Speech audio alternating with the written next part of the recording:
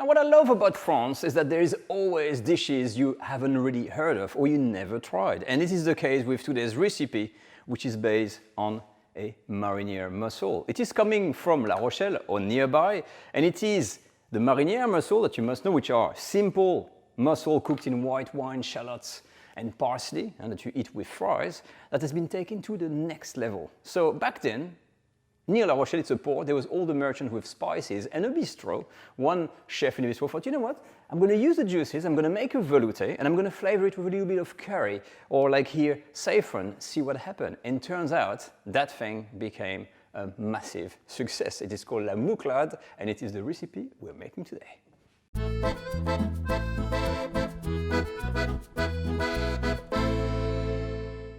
Now, I know that when we explain something in French cooking, it sounds very, very complex all the time, but if you think about it, this is an actually very simple dish, and it is just very innovative. The first element is the mussel that we're going to cook in white wine. And the second element, the chef at the time thought, you know, oh, I know the mother sauce velouté, which is a roux, mix of flour and butter with some stock into it. Can I use the mussel juices to make a velouté and add a pinch of spice? That's all it is. And really, that's exactly what the thing is. So this is the ingredients you're going to need. It's all going to be listed on the video description. You just need to measure everything and finish up some shallots and then just the garlic. We've got some parsley twig, the thyme, the usual, the flour, the butter, but you know, an egg, but nothing complex, as you will discover. So the first thing we're going to do here is to make a mariniere mussel. And by the way, if you don't want to make the whole recipe, you can just make the mariniere, and they're always good. So, large pot, that's going to contain all of the mussel. I'm using 2 liters. Reasonably high heat, medium to high heat, and we're going to start with the butter and wait for it to melt. Once the butter is melted, we're going to add half of the shallot. It's about 50 grams. Okay, and with this, because we're making something a little bit better than the standard mariniere, we're going to add the parsley stalk, the garlic, the thyme, and the bay leaf. Okay, and we're going to just cook it on a gentle heat for about a minute. So no coloration. As you can see, it's nice. You got all the little ingredients and everything. Or what you do, you put the wine in. It's a dry white, by the way. I'm using a Sauvignon Blanc. I'm going to bring this to a raging boil and then add the mussels in. That's it. Now I've changed burner because here you really need to have something, you see, that is really, really hot, and you add all of the mussels in. If it doesn't fit, you can do it in batches. Once the mussels are in, you can reduce the heat when you do that to not burn your fingers, but you're going to mix all the shallots, the white wine and everything with the mussels. So make sure they don't fall across, but you do this, okay? You know the gesture. And you mingle, and you mix, and you mix, and you mix. Spend a good minute doing this. Once everything is mixed in, high heat, okay? Lid on, and then we're going to steam these for, let's say, 4 minutes. 3-4 minutes, it's enough. Every now and then, you can use a towel. You take your whole dish, and you're going to be shaking like this to mix them around, okay? And that's it. And here we are, 5 minutes later, and you're done. You've created a style of mariniere mussel. If you want to stop here, enjoy, bon appetit, it's ready. What you want is not to overcook the mussels, otherwise they become really rubbery. So they just need to be steamed and open, like this. When they're all open, it is ready. If you want to continue with the recipe and go further, okay, what we're going to do, we're going to take all of the mussels and put them into a sieve on the side, or a strainer. Once the mussels are out, we're going to let them cool down a bit because we're going to have to work, we're going to have to detach the top shell on there, but don't do it immediately, you're going to burn yourself. And in the meantime, we're going to pass the cooking juices through a sieve into a bowl. Okay, so you have a sieve, you have a bowl, and you filter. When this is done, I'm going to use something to measure. I'm going to take all of the mussel juices, I'm going to use a fine mesh sieve, and I'm going to see how much juice I've got. You see there's some black at the end there. I'll show you exactly what it is. All the mussel bits, you don't want that. I just want the clean juice. Now once you make mussel, I used a little bit of wine, but there's a lot of water contained into it, and now I'm ending up with 2 cups or half a liter of liquid. I only need about 1 cup, about 300 ml there. So what I'm going to do, I'm going to put some of this on the side. I'm not throwing it away. I'm going to keep this to adjust the consistency if needed. Let's say you can go 350, and that's all I'm going to keep, okay? Now, let me quote the bleeding obvious. A velouté always, when it starts, is kind of an ugly duckling. That color is not very appetizing.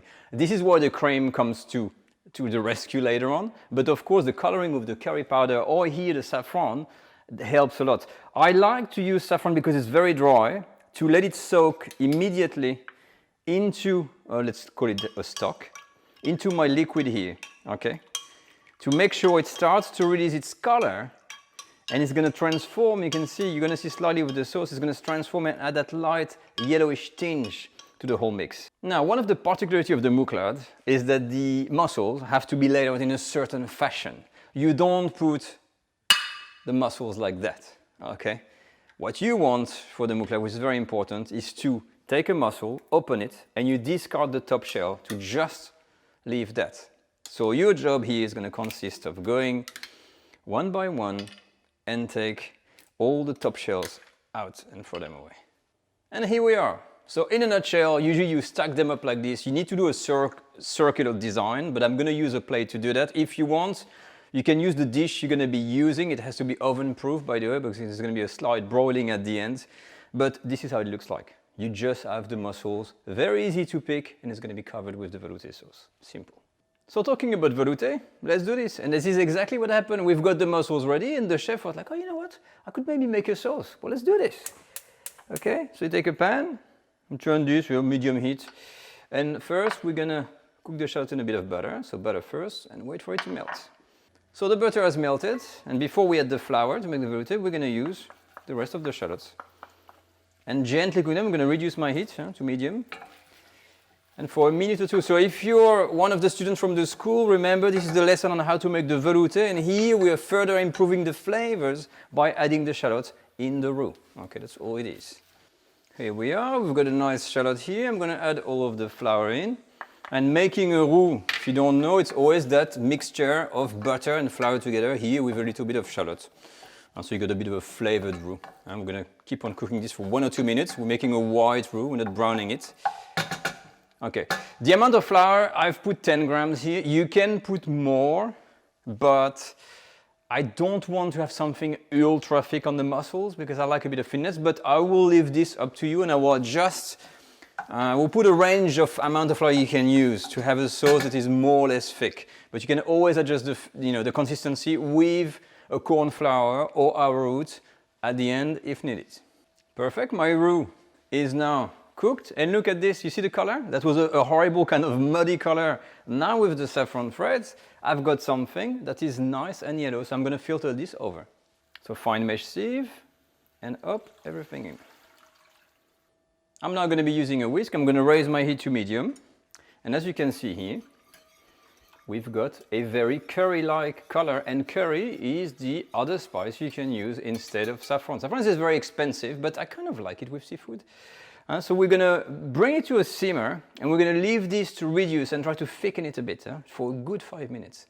Now one thing I didn't explain too well here, actually you first bring this to that simmer which is a very, very light boil, and then you start the timer for the 5 minutes and you make sure that you keep on whisking like this. You want that tiny boil for the thickening to happen. Right, so after 5 minutes, with the amount of flour I've used, and you're just gonna reach, you see it's kind of a little bit syrupy, it's still like water, but you're gonna almost that spoon coating consistency there, which is very important. You could have used more flour and that could have resembled more of a kind of a bechamel kind of thing, if you know what I mean. What we're gonna do from here, we're gonna keep on reducing, but we're gonna add 1 or 2 tablespoons of cream. Again, it's not set in stone. And it is just to adjust the color to make it nice and appealing. So how creamy you want it, how yellow, how pale, it's up to you. But I'm now going to choose the reduction method to get the thickness of the sauce rather than adding more flour or anything like this. So I'm going to keep on cooking this for another 10 minutes. So now that I've got 10 minutes in front of me, I'm stirring away on the side. This is roughly how you have to align the mussel to make that kind of flower shape. And this is much a bistro dish. It's not a restaurant dish, so the look is meant to be rustic, okay? You're sitting on a terrace near La Rochelle, you're watching the ocean with the fishermen and the fishing boats passing by, a glass of wine, boom, you're getting the mussel and you enjoy. Don't worry about the look of that dryness because this is where the trick's gonna come. The sauce is going to be poured individually in each mussel. This is the beauty of the dish. But this is going to happen only when the velouté is ready. The mouclade is almost ready. You've got everything that is prepared, and imagine that was 2 liters of mussel. I've got some on the side that were not so good looking, but if you want to make this, make sure you make plenty of mussel. My velouté is almost ready. The last step for the velouté is always the egg yolk with a little bit of cream, kind of a tablespoon. We're going to mix this together and then add this to the velouté, and it is going to be like a custard. Without any boiling, it's going to add a layer of thickness to the sauce. So one important thing with the velouté, anytime at the end when you add an egg yolk, what you don't want is this. You don't want the sauce to do this, to reach that boil. So what I'm going to do, I'm reducing my heat and watching my pan, and I'm going to wait for these things here to virtually, totally disappear. You see? Going down and down and down and down. If I mix a little bit, from here, I'm good, and it's like a custard. So we add the egg yolk in, we're not going to raise the heat, and we're going to simply mix that in and let it cook. So it's part cooked like a custard, so it just thickens the sauce, but you don't want any boil, otherwise you're going to end up with little clumps of cooked egg like an omelette. Very important. So for the serving, you got 2 options. You can use the mussel like this, of course they're a little bit cold now, and we're going to be really carefully, a squeeze bottle would have been better, to pour a little bit of that sauce. So I'll take a little bit. It's going to be, I think it's going to be messy. And the whole idea is to kind of fill each one with a little bit. So you got the idea. So we're going to do that. And then you can either broil this under the, in the oven. If your broiler is not working well, don't do this because you're going to overcook the mussel. So what I would do, put the sauce everywhere, a sprinkle parsley on top, and you're done. I'm going to do the standard way, which is putting the sauce, broil, and then the parsley, and see how it looks like. Well, this is so messy, honestly. I don't know why you have to put this in that shape. I would put that flat because it all pours on the side. It looks messy, but let's broil this and see what happens. It is out of the oven, so the broiler, just 3 minutes, and that's the top element of your oven, and it just kind of glazed the sauce, and it solidifies it. The last touch, from what it says, the original kind of recipe, is that sprinkle of parsley, and that looks like the epitome of a Bistrot seafood dish. I mean, I'm seeing fishing boats already. Let's dig in. It's quite inviting, I have to say. You're serving this, and you will notice I'm going to have some wine over here because this is really, really necessary. So let me grab one of those lovely mussel here. Up. A bit messy to eat, but it doesn't disappoint. Look at this. You got the mussel, and it's bathing in that kind of, it's a velouté, that thick kind of sauce. It tastes intensely like mussels and saffron. But definitely, what you need is this. Rinse it with some, a good white wine. Oh, perfect combination. Such intense flavors. It is mussel on mussel. You get the mussel flesh, the mussel velouté, and this extraordinary saffron flavor. It really doesn't go unnoticed. What you see here, it's a non-broiled version, smaller portion, and it is meant to be eaten like this with a piece of bread on the side and plenty of sauce, because you will be coming for more and you're going to be looking for that sauce. You want to dip with the bread because it is absolutely beautiful. And like I said, don't forget to have the wine. It's a beautiful dish. But that completes the video of the week on how to make the mouclade, the next level of the mussel mariniere, beautiful dish. And as always, if you have any question, use the comment section, share your pictures on Instagram, hashtag myfrenchdish. And to support us, always the same, you can use Patreon, we appreciate. And if you want to learn these techniques, the velouté, the sauces, things like that, head to our culinary school, link in the video description. I will leave you with this picture and I'll see you all next week for another French cooking video. Take care all, bye-bye.